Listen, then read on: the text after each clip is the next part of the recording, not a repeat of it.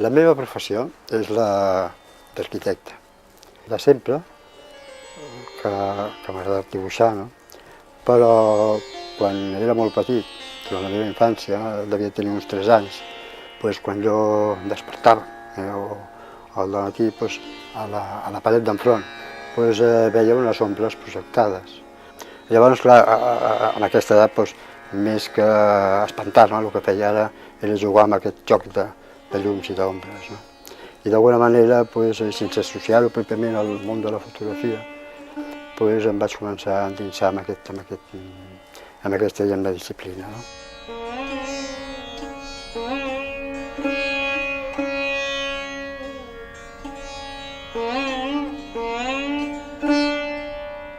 Per mi la fotografia és una passió. Jo soc fotògraf amateur, que d'alguna manera la disciplina de l'arquitectura i de la fotografia van molt lligades. La composició, el volum, les formes, les perspectives. Així com l'arquitectura és un procés molt llarg, és un procés normalment que a més interfereix en molts elements externs. La fotografia és un fet molt immediat i que a més pots gaudir més ara, no? Amb la fotografia digital, des de la presa fins a la visualització molt immediatament. No? I estar esperant que els núvols desapareixin o calcules tu els moments en què el sol comença o la llum comença a il·luminar una sèrie en la distància per una sèrie d'edificis perquè es livien al teu, no? A vegades passa de llarg i no es produeix això, no? En fi, tens que tenir també una certa paciència, no? Però a la vegada també, és més compulsiu, no? Davant de situacions determinades, els enquadres i les composicions són molt ràpides i són molt immediates. No?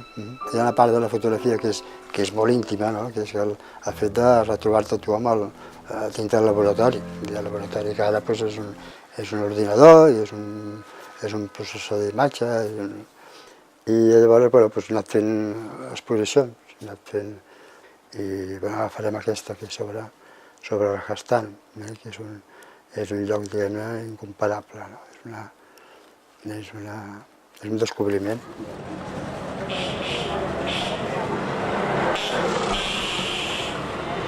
Vaig començar, vaig fer moltes fotografies d'aquesta regió. També m'ha donat peu a poder publicar, fa molt poc que ha sortit, un llibre sobre Rajasthan. També el que passa que s'ha centrat més en el tema de l'arquitectura.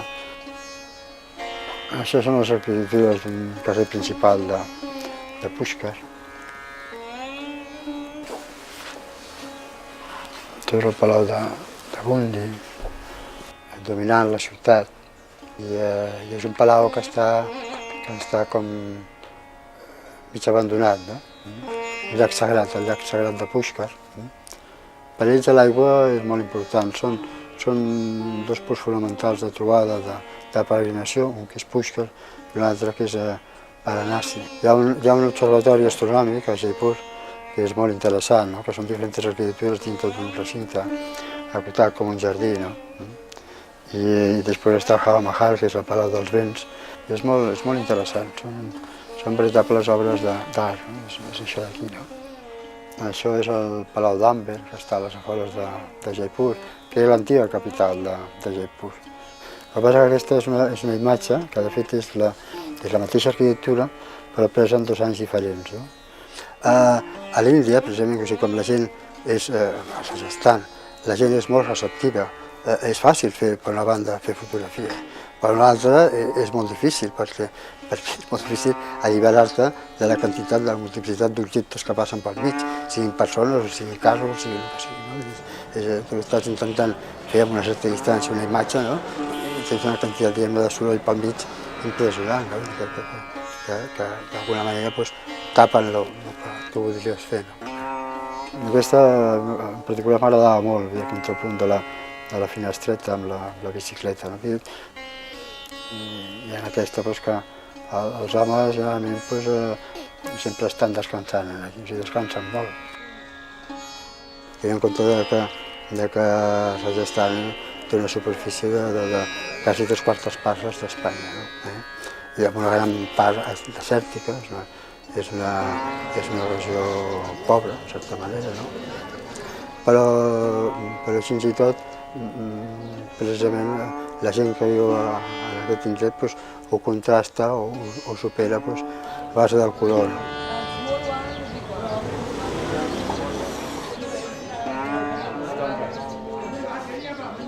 Sí, pues le diuen Ciudad Rosa, ¿no? Ciudad Roja, vamos. Y después pues, que es la Blanca, y hay Salmes, que es la ciutat dorada, i també la ciutat blava, que és Jopús. És un color que s'utilitza molt. Però aquests colors aquests vermells, aquest groc, és impressionant, no?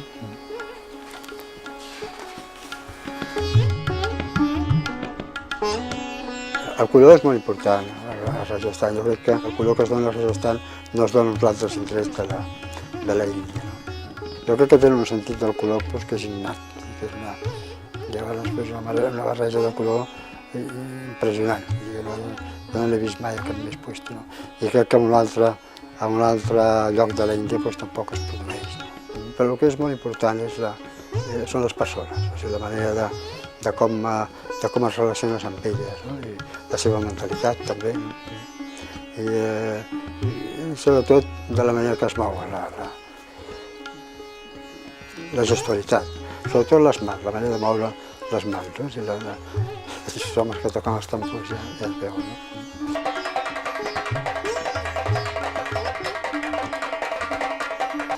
I la manera d'agafar els vels, no? I al caminar, així com caminen, com es mouen, no? És una cosa impressionant. I no sé per què també en la zona, diguem-ne, més rurals, no hi ha deserts, doncs, clar, porten els cubells d'aigua, es passen quilòmetres portant cubells d'aigua, i això els dona una manera, tot un ritme de moure's, no? I després la mirada que tenen, vull dir que són mirades que et traspassen, que són... És difícil a vegades d'entendre-los, no? I perquè poden mantenir una mirada i de fet no t'estan mirant a tu, t'estan mirant a través de tu. No? Hi ha una concretament que sembla que sigui una pose. Hi ha 5 personatges, no? que estan molt composats, però no m'estan mirant a mi, estan mirant al local. Es van quedar a la porta del local, no? I van començar a mirar el local per dintre. I jo estava a l'interior, estava a una distància de 4 o 5 metres i els vaig començar a fer fotografies, però sembla com si m'estigui mirant a mi a la càmera i no sé si estan mirant al local, estan tan fora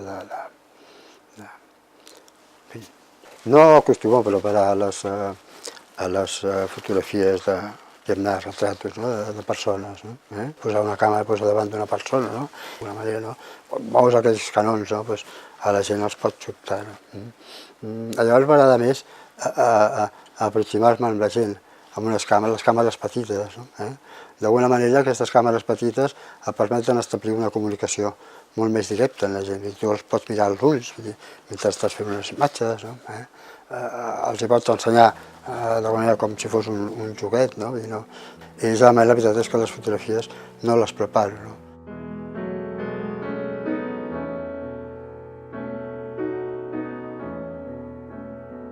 Al no considerar-me un fotògraf professional, precisament he pogut gaudir de tots els beneficis que em pot donar el controlar la teva pròpia obra sense estar mediatitzada per agents externs. De fet, faig fotografia perquè és un plaer. De fet, d'alguna manera, el poder, diguem-ne, el fet de poder-te apropiar del món, poder-te d'alguna manera enquadrar, composar, etc. És una manera de mirar, no? A mi m'agrada molt mirar, m'agrada poc parlar, quan suposo que tots us heu donat compte, no? Però m'agrada molt mirar. Mirar vol dir, jo com molta gent que és amant de la fotografia, ens passem la vida fent imatges, inclús sense càmera. Tu vas pel carrer i vas composant. I a la vegada, en el meu cas, i en els casos de molta gent, d'alguna manera són professionals per una banda i per l'altra són fotògrafs amateurs. El que ajuda és equilibrar les tensions que la vida diària dintre del món professional pues et depara. No? Vull dir, la carrera o la professió d'arquitecte de l'arquitectura a mayúscules és fantàstica, també és una passió per mi, no? Però la construcció és una altra cosa. Llavors d'aquests sinsabores, no? de la professió, precisament la fotografia el que m'ajuda és a equilibrar aquestes tensions. No? I això és molt important per mi. I la fotografia també del dibuix, el que passa que ho vaig alternant, i ara potser fa més temps que el dibuix el tinc una mica més abandonat, hi ha èpoques que no, llavors vaig alternant aquestes dues opcions. No?